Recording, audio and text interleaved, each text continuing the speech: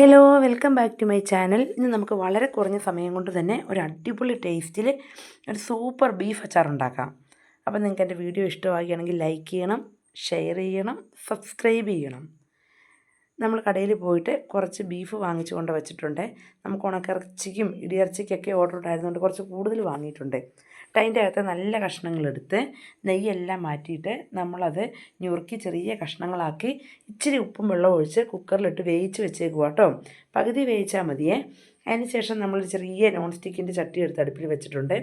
അതിൻ്റെ അകത്തേക്ക് നമ്മൾ കുറച്ച് വെളിച്ചെണ്ണയാട്ടോ ഒഴിച്ച് കൊടുക്കുന്നത്. ഈ വെളിച്ചെണ്ണ നമ്മുടെ വീട്ടിൽ തന്നെ തേങ്ങ ആട്ടിച്ചുണ്ടാക്കിയതാണ്, അതുകൊണ്ട് മായമുള്ള വെളിച്ചെണ്ണയൊന്നും അല്ല കേട്ടോ. അങ്ങനെ നമ്മൾ പകുതി വേവിച്ച് വെച്ചിരിക്കുന്ന ബീഫിൻ്റെ ഈ കഷ്ണങ്ങൾ നമ്മൾ എണ്ണയിലേക്ക് കോരിയിട്ട് കൊടുക്കുക. കോരിയിട്ട് കൊടുത്ത് അത് കുറേ നേരം അവിടെ കിടന്ന് ഇങ്ങനെ ഫ്രൈ ചെയ്ത് വരണം. ഇത് ഫ്രൈ ചെയ്യാൻ ഏകദേശം ഒരു 10-15 മിനിറ്റ് ടൈം എടുക്കുക. ചെറിയ തീയിലിട്ട് വേണം, അല്ലെങ്കിൽ ഇത് കരിഞ്ഞു പോകാൻ സാധ്യതയുണ്ട്. നമുക്കിത് അച്ചാർ തയ്യാറാക്കി പുറത്തേക്ക് കൊടുത്തു വിടാനുള്ളതാണ്. അതുകൊണ്ട് തന്നെ നമ്മൾ വളരെ കാര്യമായിട്ട് ശ്രദ്ധിച്ചാട്ടോ ചെറിയ തീയിലിട്ടാണ് ചെയ്യുന്നത്. നമ്മൾ ബയോഗ്യാസിൻ്റെ അടുപ്പിലാണ് ചെയ്യുന്നത്. കുറ്റി ഗ്യാസിൽ വെച്ചിട്ടുണ്ടെങ്കിൽ എങ്ങനെ പോയാലും അത് കരിഞ്ഞു പോകും. നമുക്ക് ഇങ്ങനത്തെ കാര്യങ്ങളൊക്കെ ചെയ്യാൻ എപ്പോഴും ബയോഗ്യാസാണ് നല്ലത്. ഇപ്പോൾ ഈ ഗ്യാസിന് ഭയങ്കര ക്ഷാമമുള്ള സമയത്ത് നമുക്ക് ബയോഗ്യാസ് ഉള്ളത് കൊണ്ട് തന്നെ ആ ഒരു ബുദ്ധിമുട്ട് അറിയുന്നേ ഇല്ല കേട്ടോ. നമ്മുടെ വീട്ടിൽ ഈ ബയോഗ്യാസ് പ്ലാന്റ് പണിതിട്ട് ഏകദേശം ഒരു 26 വർഷത്തോളം ആയിട്ടുണ്ട്. അതുകൊണ്ട് തന്നെ നമുക്ക് ഗ്യാസിന് ഒരിക്കലും ഒരു ഷോർട്ടേജ് വരാറില്ല. ഇതിപ്പോൾ എപ്പോഴെങ്കിലുമൊക്കെ തീർന്നു പോയിട്ടുണ്ട്, അത് ഓഫ് ചെയ്ത് വെച്ചിട്ട് പോയിട്ടുണ്ട്. വീണ്ടും 1 മണിക്കൂർ അല്ലെങ്കിൽ 2 മണിക്കൂർ കഴിഞ്ഞ് വന്ന് നോക്കുമ്പോൾ ഇഷ്ടംപോലെ ഗ്യാസുണ്ട്. അങ്ങനെ വരുന്നതുകൊണ്ട് തന്നെ നമുക്ക് കുറ്റി ഗ്യാസിൻ്റെ ആവശ്യം അങ്ങനെ വരുന്നേ ഇല്ല. വർഷത്തിലെങ്ങാനും ഒരു കുറ്റിയെങ്ങാനും ആവശ്യം ആയി വരത്തേ ഉള്ളേ. അങ്ങനെ നമ്മുടെ ബീഫെല്ലാം റെഡിയായി വന്നിട്ടുണ്ട്. അത് നമ്മൾ ചെറിയൊരു പാത്രത്തിലോട്ട് കോരിയെടുക്കുക. ഒത്തിരി അങ്ങ് ഹാർഡായി പോയിട്ടുണ്ട്. അച്ചാർ ഇട്ട് കഴിയുമ്പോൾ ടേസ്റ്റ് കാണില്ലേ. ഈ ഒരു പരുവാകുമ്പോഴത്തേക്കും തന്നെ നമ്മളതെല്ലാം കോരിയെടുത്ത് വെക്കുന്നുണ്ട്. അതിന് ശേഷം നമുക്ക് ഈ അച്ചാറിന് വേണ്ട വെളുത്തുള്ളി, ഇഞ്ചി, കറിവേപ്പില, പച്ചമുളക് ഇതെല്ലാം റെഡിയാക്കി വെക്കണം. ഞാൻ അതിൻ്റെ ഇടയ്ക്ക് അത് റെഡിയാക്കാനും പോയിട്ടുണ്ടായിരുന്നേ. എല്ലാം റെഡിയാക്കി വെച്ചത് കൊണ്ട് തന്നെ നമുക്ക് വേഗം തന്നെ അച്ചാറിടാൻ പറ്റും. കണ്ടോ, വെളുത്തുള്ളിയും ഇഞ്ചിയും കറിവേപ്പിലയും പച്ചമുളകും എല്ലാം സെപ്പറേറ്റ് റെഡിയാക്കി വെച്ചിട്ടുണ്ട്. ഇനി നമുക്ക് എന്നാ ചെയ്യേണ്ടതെന്ന് ചോദിച്ചിട്ടുണ്ടെങ്കിൽ നമ്മുടെ ബീഫ് വറുത്ത വെളിച്ചെണ്ണ ഉണ്ടല്ലോ, ആ വെളിച്ചെണ്ണയ്ക്കകത്തേക്ക് തന്നെ നമ്മൾ കുറച്ച് നല്ലെണ്ണയും കൂടി ഒഴിച്ച് കൊടുത്തിട്ട് അടുപ്പിലേക്ക് വെക്കുവാണ്. നല്ലെണ്ണ എന്തിനാണെന്ന് ചോദിച്ചിട്ടുണ്ടെങ്കിൽ കുറച്ച് ഏറെക്കാലം അച്ചാർ കേടാകാതെയൊക്കെ ഇരിക്കണമെങ്കിൽ നല്ലെണ്ണ ഒഴിച്ചെങ്കിൽ അത് അങ്ങനെ ഇരിക്കുകയുള്ളൂ. വെളിച്ചെണ്ണ മാത്രം ഒഴിച്ചിട്ടുണ്ടെങ്കിൽ പൂത്ത് പോകാനുള്ള സാധ്യതയൊക്കെ ഉണ്ട്. അതുകൊണ്ട് നല്ലെണ്ണ ഒഴിച്ച് നന്നായിട്ട് തിളച്ച് വന്നപ്പോഴത്തേക്കും നമ്മൾ അതിൻ്റെ അകത്തേക്ക് ഒരു 2 സ്പൂൺ കടുക് ഇട്ട് കൊടുത്തിട്ടുണ്ട്. വെളിച്ചെണ്ണയും നല്ലെണ്ണയും കൂടെ ആയതുകൊണ്ട് തന്നെ കടുക് ഇങ്ങനെ പതഞ്ഞ് എല്ലാം പടപടയെന്ന് പൊട്ടുന്നുണ്ട്.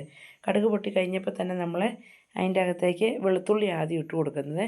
വെളുത്തുള്ളി നന്നായിട്ട് വെതറി അങ്ങ് ഇട്ട് കൊടുക്കുക ചെയ്തേ. അതിന് ശേഷം അതിൻ്റെ കൂടെ ഇഞ്ചി ഇട്ട് കൊടുക്കുന്നുണ്ട്. വെളുത്തുള്ളിയും ഇഞ്ചിയും ഇട്ട് കൊടുത്തിട്ട് പിന്നെ നമ്മൾ പച്ചമുളകാണ് ഇട്ട് കൊടുക്കുന്നത്. അപ്പോൾ പച്ചമുളക് കൂടി ഇട്ട് കൊടുത്തിട്ട് നമ്മളൊരു സ്പൂൺ എടുത്ത് അത് നന്നായിട്ടൊന്ന് ഇളക്കുന്നുണ്ട് കേട്ടോ. ഒരു 2 സെക്കൻഡ് ഇങ്ങനെ ഇളക്കിക്കൊണ്ടിരിക്കണം. അതെല്ലായിടത്തും നന്നായിട്ട് അതിൻ്റെ ആ പച്ചച്ചവയൊക്കെ ഒന്ന് മാറി അതൊന്ന് റെഡിയായി വരാനായിട്ട്. അതിന് ശേഷം നമ്മൾ അതിൻ്റെ അകത്തേക്ക് നമ്മൾ കുരുകുരുവെന്ന് അരിഞ്ഞ് കുറച്ച് കറിവേപ്പില വെച്ചിട്ടുണ്ടായിരുന്നേ. കറിവേപ്പില കുറച്ച് കൂടുതൽ ചേർത്താലും ഭയങ്കര ടേസ്റ്റ് ആട്ടോ. അപ്പോൾ നമുക്ക് കറിവേപ്പിലയ്ക്ക് ഇച്ചിരി ക്ഷാമം വരുന്നതുകൊണ്ട് നമ്മൾ കുറച്ച് ചേർത്തിട്ടുള്ളേ. അപ്പോൾ കറിവേപ്പില ഇട്ട് കൊടുത്തു. പിന്നെ ഈ വെളുത്തുള്ളി, ഇഞ്ചിയും കറിവേപ്പിലയും പച്ചമുളകും എല്ലാം കൂടെ അവിടെ കിടന്ന് ഒരു ബ്രൗൺ കളറായി വരണം കേട്ടോ. അങ്ങനെ ഇത് ബ്രൗൺ കളറായി വന്നപ്പോഴത്തേക്ക് നമ്മൾ അടുപ്പിൽ നിന്ന് ഇറക്കി വെച്ചിട്ടാണ് ഇതിൻ്റെ അകത്ത് പൊടികൾ ആഡ് ചെയ്ത് കൊടുക്കുന്നത്. അല്ലെങ്കിൽ വേഗം കരിഞ്ഞു പോകും. ആദ്യം തന്നെ കുറച്ച് മഞ്ഞൾപ്പൊടി ഇട്ട് കൊടുത്തു. പിന്നെ ഒരു 1.5 സ്പൂൺ മുളക് പൊടിയോളം ഇട്ട് കൊടുക്കുന്നുണ്ട്. മുളക് പൊടിയും മഞ്ഞൾപ്പൊടിയും ഇട്ട് കഴിഞ്ഞ് കുറച്ച് കുരുമുളക് പൊടിയാണ് ഇട്ട് കൊടുത്തേക്കുന്നത്. അതിന് ശേഷം കുറച്ച് ഗരം മസാല, നമ്മുടെ വീട്ടിൽ തന്നെ പൊടിച്ച ഗരം മസാലയാണ്, അതെല്ലാം കൂടി ഇട്ട് കൊടുത്ത് നന്നായിട്ടൊന്ന് ഇളക്കി കൊടുക്കുന്നുണ്ട് കേട്ടോ. നമ്മൾ അടുപ്പേ വെച്ചിട്ടില്ലേ, പുറത്ത് വെച്ചിട്ട് എണ്ണയ്ക്ക് ഓൾറെഡി നല്ല ചൂടാണല്ലോ.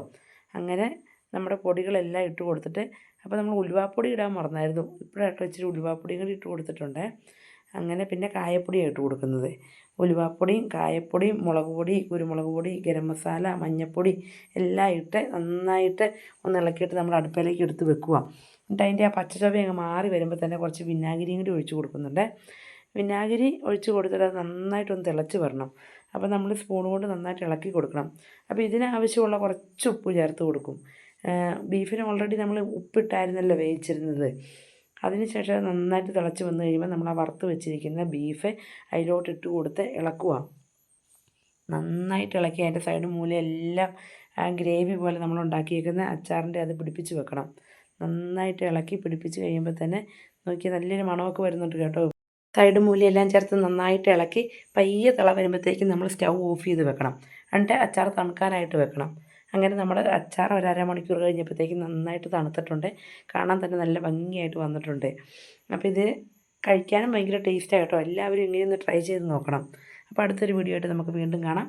അതുവരേക്കും എല്ലാവർക്കും ബൈ.